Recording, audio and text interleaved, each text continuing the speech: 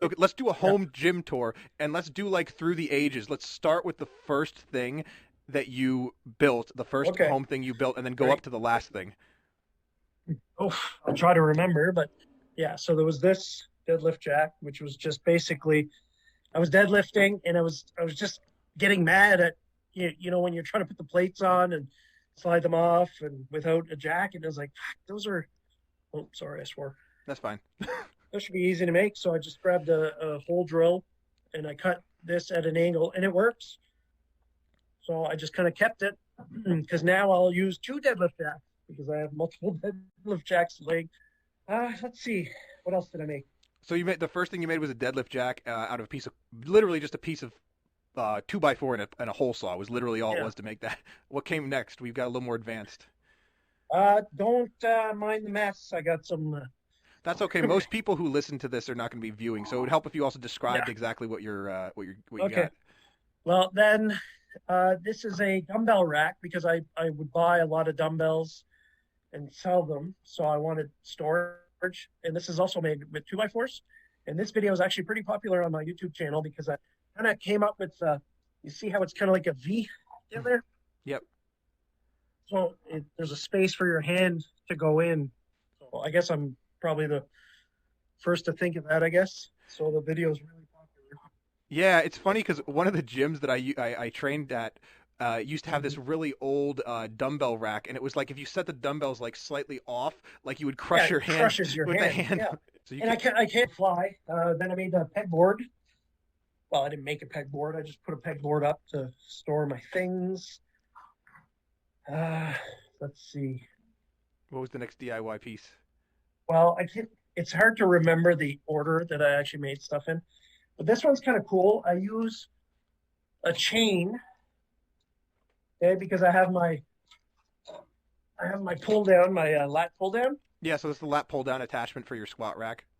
Yeah, if you want to do rows or whatever, and you want to start from there instead, I take. I have little clips on the chain, Mm. and then I And have a for those of you listening, you can find all these videos on his YouTube channel. He'll show you how to make all this crap. yeah, for sure. And then I got a snatch block here. So I just run the cable through that and then I clip it wherever I want on the chain.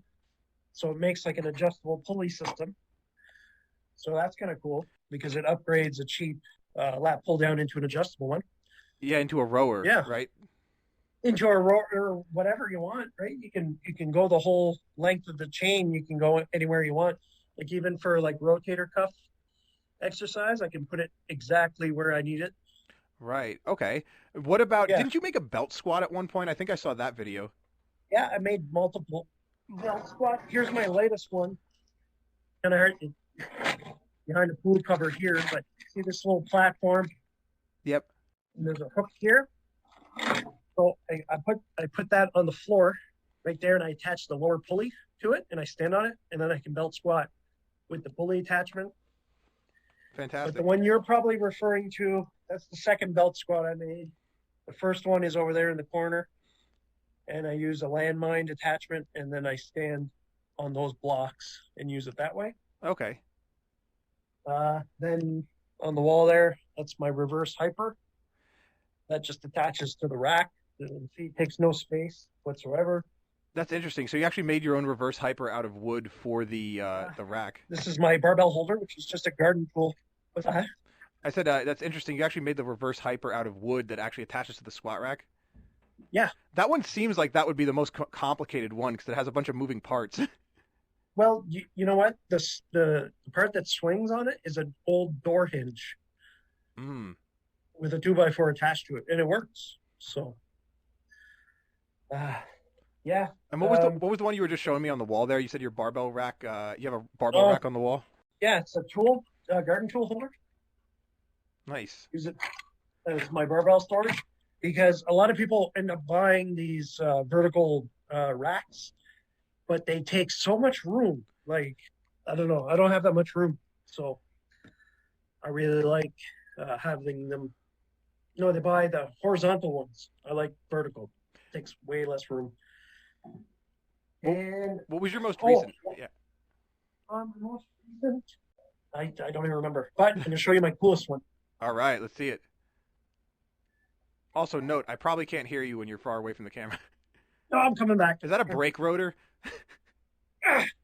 This is a perfectly calibrated 45-pound weight Olympic.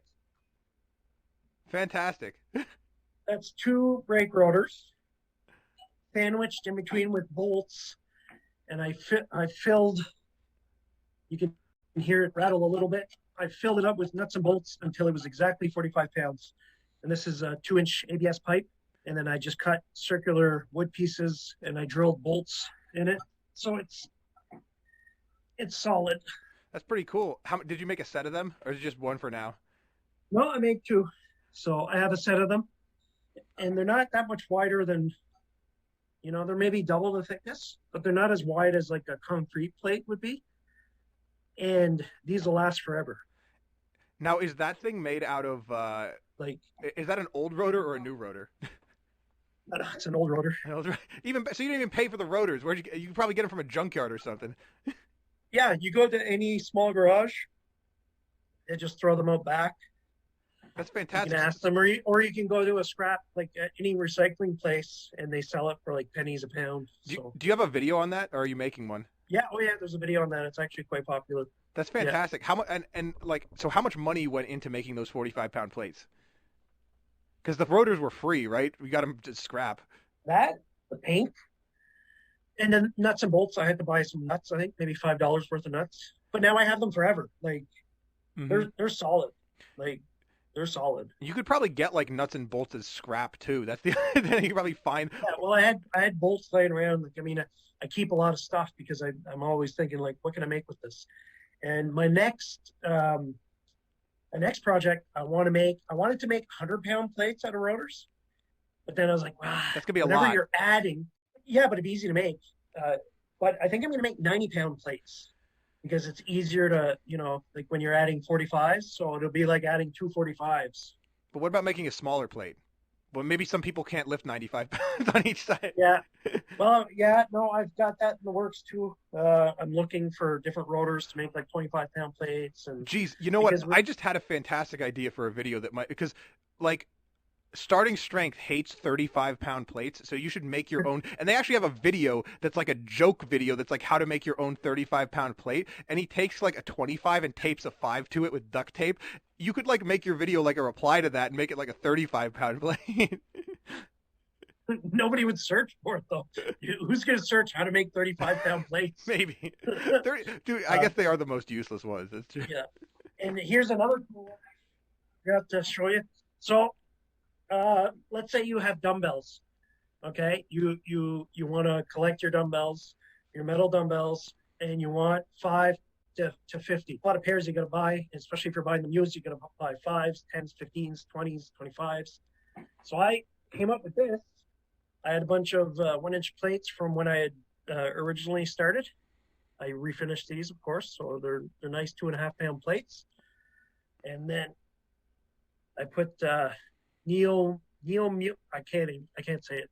Those super strong magnets, which are glued there with Gorilla Glue, and there's truck bed liner, just a thin layer on that.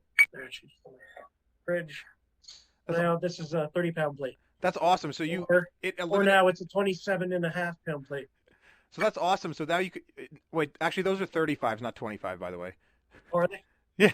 Oh, yeah. Dude, you're getting so strong. I know it felt kind of heavy. You're getting so strong now. You don't even know the difference. Yeah, I don't even know they're fake weights.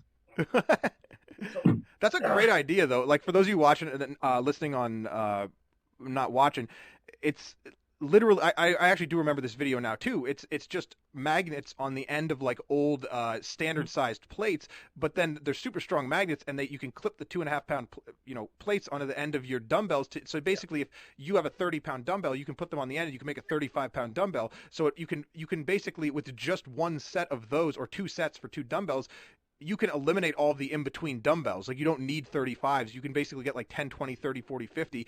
And then you can also then have 15, 20, 25, 30, 35. Yeah. And you can go in between too. Like I said, you can go 37.5. You can only put, one on at a time. Dude. But little warning though, anybody who makes these, any overhead movement, be careful because if you bring them too close together, they'll want to snap to each other and then they hit you in the head. But at least it's only a 2.5, so You should just a little patent that. safety thing. Uh, You should. actually, there is a product out there called Plate Mates, Ah. but I think they're like $50 a set or something. Yeah, but those are like again, those are just throwaway plates that you would and also like I Yeah, think the beauty of like DIY stuff is it's not always necessarily like and you they're cool because these are like York vintage plates. oh yeah, yeah, absolutely. But that's the cool thing about DIY stuff is like you don't always follow like when you are even doing your own stuff, you might get an idea from somewhere, but you're not following the exact same template as them. You're just I think one of the spirit of DIY is like you use whatever you have because it's not necessarily like Hmm. someone's going to make exactly what you're making. I mean, they could, but they also could be like, "Oh, well, I have this and it's actually close, so I could do that instead," right? Yeah, no, exactly. You don't even need weight plates to do it. Like you could use old rotors and put magnets on it, or I don't know, maybe you got a rock or something. Like you can use whatever you want. Yeah,